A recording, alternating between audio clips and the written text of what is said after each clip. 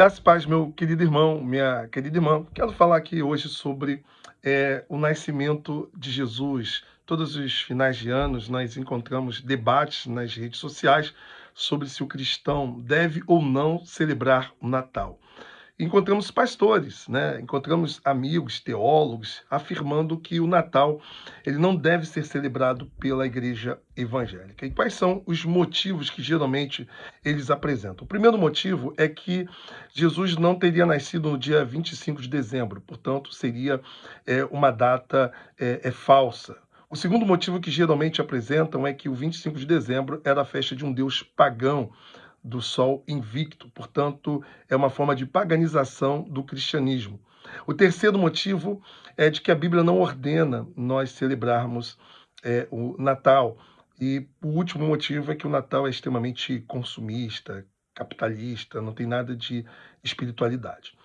Como que nós podemos aqui refutar essas quatro questões aqui que eu acabei de levantar, que são as que mais aparecem nas redes sociais? Primeiro, 25 de dezembro, né? Alguns pais da igreja calcularam 25 de dezembro como sendo a data do nascimento de Jesus Cristo. Porém, nós sabemos que não tem como comprovar. Para mim, essa é uma questão extremamente pueril, porque aqueles que criticam, eles estão presos à data. E quem celebra o Natal não está preso ao dia em que Jesus nasceu, mas ao evento.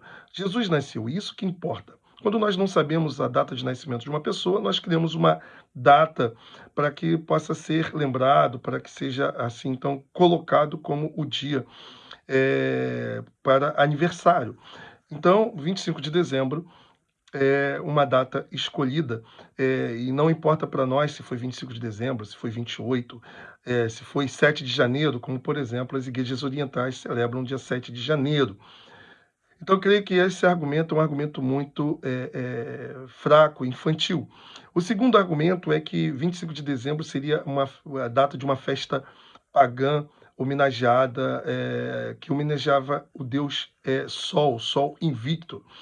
Ah, não há provas de que a celebração, né, do Sol Invicto era uma celebração assim tão popular a ponto da igreja ter que substituí-la para poder cristianizar no período em que o cristianismo se tornou religião promovida pelo Estado, pelo Império Romano.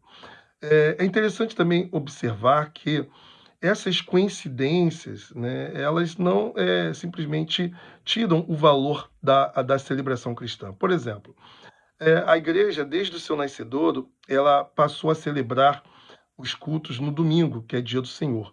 Na obra de Justino Mártir, que foi um pai da igreja, ele, falando sobre a liturgia da igreja do seu tempo, segundo século, ele vai dizer que a igreja se reunia no domingo, que os pagãos, por exemplo, chamavam dia do sol. Portanto, essas coincidências elas não significam dizer que a igreja esteja se paganizando.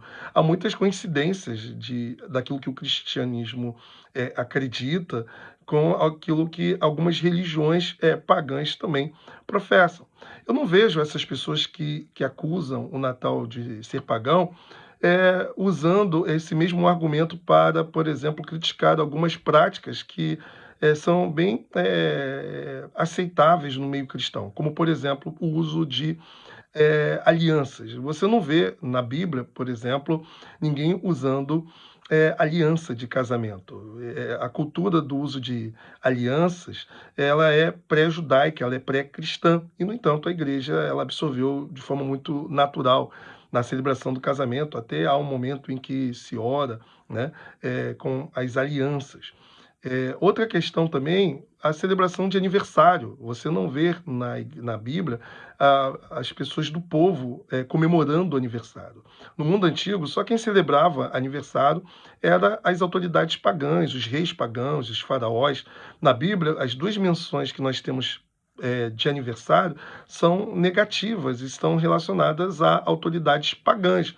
Portanto, a celebração de aniversário também não é de uma cultura cristã e nem judaica, né? Nós não vemos ninguém criticando isso.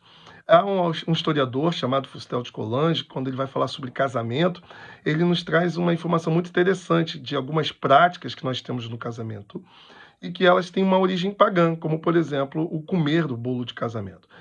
No mundo antigo, quando uma mulher ia se casar, ela precisava renegar os deuses da sua família, dos seus pais, que são os antepassados.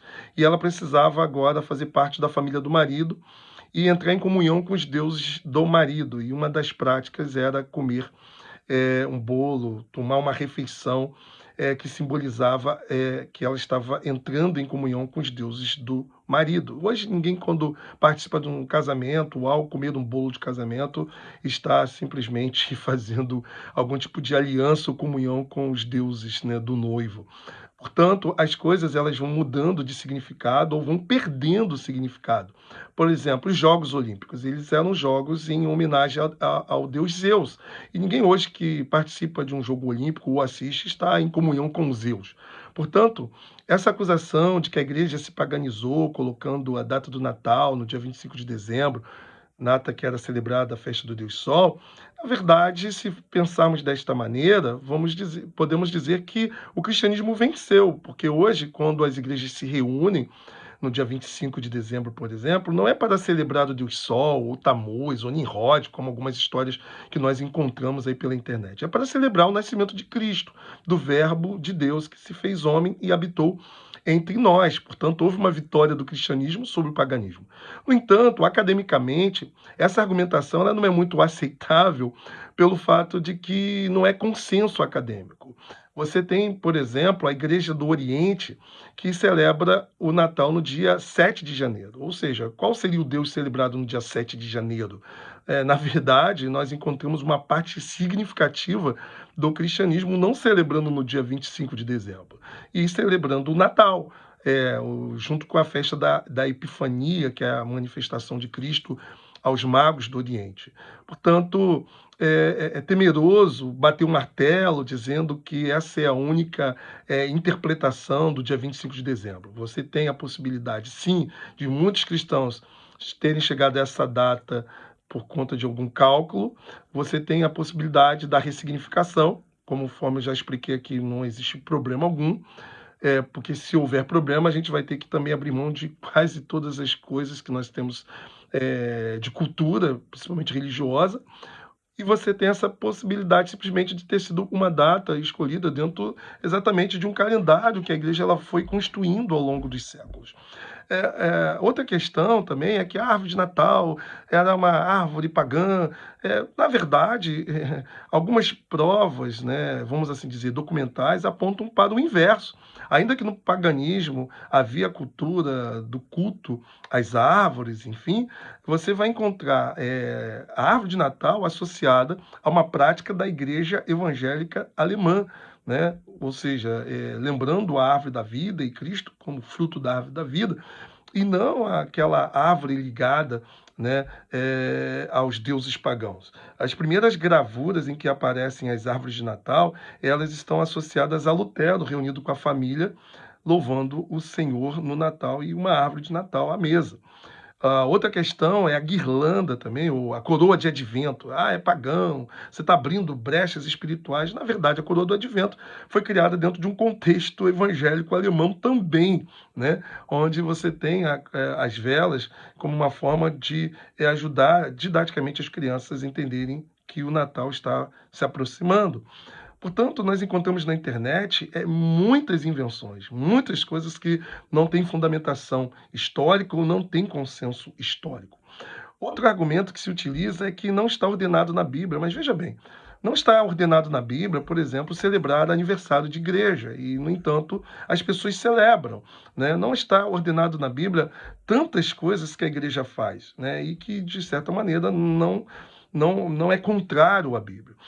A Bíblia nos mostra que quando Cristo veio a esse mundo e nasceu, e que para nós o importante é que ele nasceu, não o dia em si, nós encontramos os anjos celebrando o nascimento de Cristo, os pastores celebrando o nascimento de Cristo, os magos celebrando o nascimento de Cristo. Portanto, né, nós encontramos na Bíblia o céu e a terra, pobres e pessoas de importância social celebrando o nascimento de Cristo. Logo, por que que seria errado celebrar o nascimento de Jesus? Geralmente, as igrejas mais litúrgicas celebram o nascimento de Jesus, a morte de Jesus, a ressurreição de Jesus, a ascensão de Jesus, o envio do Espírito Santo por Cristo. Ou seja, as igrejas celebram todos os atos redentores de Cristo, pois todos eles estão associados àquilo que nós entendemos ser o Evangelho. Portanto, o Natal é a celebração desse grandioso mistério do Deus que se fez homem para a salvação dos homens. E por último, algumas pessoas vão dizer: ah, é consumismo, é capitalismo. É verdade que o comércio vai usar de qualquer situação para ganhar dinheiro. Na Páscoa vão inventar o coelhinho, o chocolate. No Natal, todo esse comércio que está associado às festas de fim de ano, mas isso não significa dizer que nós precisamos abrir mão da importância desta celebração simplesmente porque alguém faz de modo errado. Não vou jogar o bebê fora junto com a água suja, né? Nós precisamos sim entender que, como igreja, precisamos preservar e resguardar a verdadeira celebração do Natal, que é a comemoração da entrada de Deus no mundo através do nascimento de Jesus Cristo. Portanto, meu irmão, celebre o Natal, ainda que não haja uma ordenança, ó, celebre, é obrigado. Não, não é obrigado, mas é salutar celebrar.